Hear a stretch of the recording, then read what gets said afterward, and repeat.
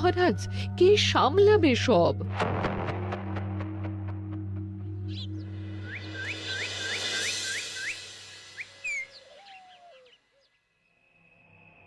চিঠি।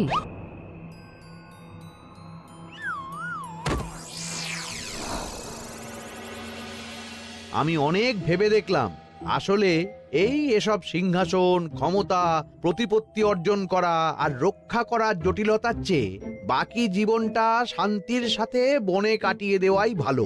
বলছি সবই তো বুঝলাম, কিন্তু এই শান্তিটা কে? মহারাজ সন্ন্যাসী হয়ে গেলেন আর এসব নিয়েও তুমি ভাড়ামি করছো গোপাল?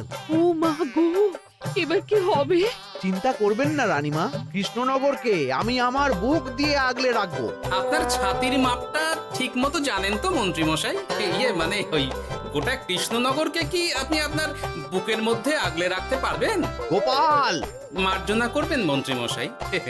আমি বলছিলাম কি, ওইসব আগলে টাগলে রাখার আগে ওই ভালো করে খুঁজে দেখুন সব। মানে কি বলতে চাইছো কি তুমি? মহারাজকে খুঁজে